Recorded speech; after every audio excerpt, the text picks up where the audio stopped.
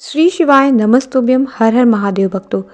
गुरुजी पंडित प्रदीप जी मिश्रा द्वारा काशी शिव महापुराण कथा जो कि आज पूर्ण हो चुकी है, वो कथा 7 दिवसीय कथा थी। तो आज कथा का आखिरी दिन था 2 फरवरी, जो 27 जनवरी से शुरू हुई थी और 2 फरवरी तक उसका समापन हो गया। हम सब लोग आस्था और यूट्यूब के माध्यम से श्रवण कर रहे थे। कोई जो भक्तगण किसी भी कारणवश उस कथा को नहीं सुन पाए, उस कथा के कोई उपाय नहीं समझ पाए हैं क्या है, तो आज मैं अपने इस वीडियो में आपको उस कथा के पूरे उपाय, पूरे उस कथा के पत्र तो नहीं हो पाएंगे क्योंकि मैंने पत्र 27 जनवरी और 28 जनवरी के जो पत्र थे वो मैंने अपने वीडियो में डाले हैं, आप देख सकते हैं। मैं डिस्क्रिप्शन में लिंक भी दे दूंगी तो वो भी आप देख लीजिएगा। बाकी मैं आपको जितने भी उपाय हैं 7 दिन में, जितने भी पूज्य गुरुदेव जी ने उपाय बताए अपने इस कथा में, शिव महापुराण कथा में, उस कथा के सारे उपाय मैं अपने इस वीडियो के माध्यम से आप सबको बताने का पूरा प्रयास करूंगी। आप अंत तक ज़रूर बने रहें। यहाँ ये उपाय पूज्य गुरुदेव जी ने बताए। अगर किसी को कोई भी विशेष कामना हो, किसी भी बच्चे की नौकरी नहीं लग रही है या कोई बहुत ही बीमार हो, और ये सब उपाय आज आपको इस वीडियो के माध्यम से प्राप्त होंगे। तो आज मैं आपको एक विशेष उपाय बताने जा रही हूँ जो पूज्य गुरुदेव जी ने बताया कि आपको क्या करना चाहिए।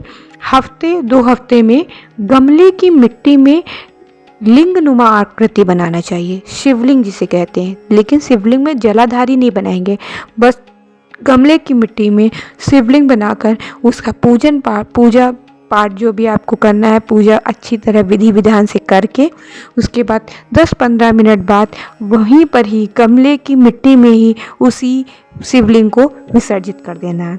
ये जो आप करेंगे या आप प्रत्येक सोमवार को, मतलब बना लीजिए कि मैं प्रत्येक सोमवार को ये उपाय करूँगी, या प्रत्येक शिवरात्रि में या प्रत्येक प्रदोष में, ये अगर आप करेंगे तो इससे आपको अधिक से अधिक लाभ प्राप्त होगा। आपकी कोई भी मनोकामना है 2-3 महीने में इस उपाय को करने से अवश्य पूरी होगी। गमले में शिवलिंग वाला उपाय आप ज़रूर करिएगा, ये गमले में शिवलिंग बनाने वाला। मान लीजिए कभी आपको ऐसा आपका योग लगे कि आप शिवालय में ऐसे निकल रहे हों और आपको एक शिवालय पड़ा मिले, शिव मंदिर मिले, दिखाई दे आपको, तो आप देखें वहाँ पर कोई नहीं है, अकेला है, आप जाकर वहाँ बाबा के सामने बैठ जाएं। आपके पास 1 लोटा जल भी नहीं है, बेलपत्र भी नहीं है, आप बाबा के सामने बैठिए, हाथ जोड़िए, क्योंकि वहाँ पे जब कोई नहीं है तो वो एकांतेश्वर महादेव देखने को मिलते हैं। वहाँ पर एकांतेश्वर महादेव, आप बाबा के सामने बैठिए, आप बाबा के दर्शन करिए और बाबा से अपनी कामना करिए कि बाबा मैं बहुत अकेली हो गई हूँ, मेरा आपके सिवा कोई नहीं है, बस आप मेरा हाथ कभी मत छोड़िएगा बाबा। आप बाबा से बैठ के प्रार्थना करके तो देखिए, बाबा आपकी सारी इच्छा अवश्य पूरी कर देंगे। पूज्य गुरुदेव जी ने यह भी बताया कि ऐसा कोई फूल, मतलब मान लीजिए कोई फूल है जो किसी के काम नहीं आता है, वो आप शिवलिंग पे चढ़ाइए, ज़रूर चढ़ा कर देखेंगे आप। जैसे शिव जी के ऊपर हम लोग कनेर का फूल, धतूरे का फूल, आँख का फूल, अब धतूरे का फूल तो शिव के अलावा और कहीं नहीं धतूरे का पुष्प चढ़ता है, तो शिवलिंग पे अगर मौका मिले तो आप शिवलिंग पर धतूरे का फूल, आँख का फूल, कनेर का फूल ज़रूर अर्पित करिएगा। लेकिन एक विशेष दिन है, सोमवार की अष्टमी, प्रदोष और शिवरात्रि के दिन पारिजात के पुष्प को जरूर अर्पित करिएगा।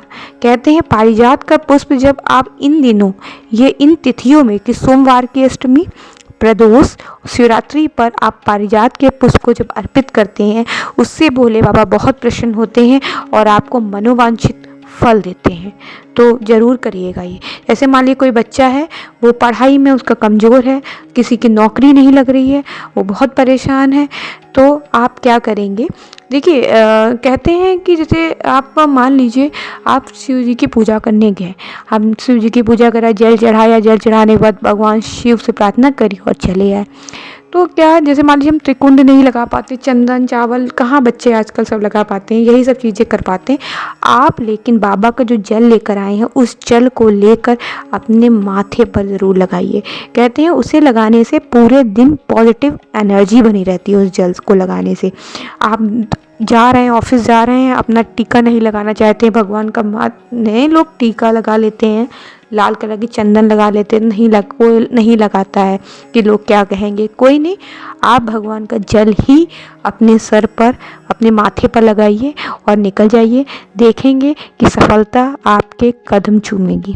बस जल ही आप लगा लीजिए। और अगर आप बाबा शिवलिंग पर जल चढ़ाते हैं तो उस जल को आप पीना स्टार्ट करिए। पिएंगे, बेलपत्र चढ़ाएंगे, बेलपत्र खाएंगे तो आपकी जितनी भी भयंकर से भयंकर बीमारी है उस बेलपत्र से सब ठीक हो जाएगी। एक पूज्य गुरुदेव जी ने एक छोटा सा उपाय बताया था। मान लीजिए आपको बहुत बड़ी बीमारी का भय है कि मतलब हमें हॉस्पिटल ले जाया जा रहा है आपको, और बहुत बीमारी, लीवर ख़राब है, किडनी ख़राब है, आपको लग रहा है कि आज मेरी रिपोर्ट जो है बहुत ख़राब ना आ जाए ये वो, तो आप एक छोटा सा उपाय करिएगा। आपको क्या करना है, उस उपाय में आप शिव जी को 1 लोटा जल चढ़ाइएगा और बेलपत्र चढ़ाइएगा।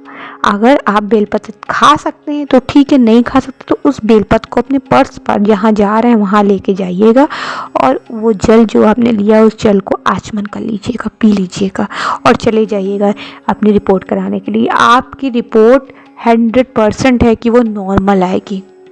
ये उपाय इतना सटीक उपाय है कि आप ये करेंगे तो आपका जो रिपोर्ट होगी वो नॉर्मल आएगी।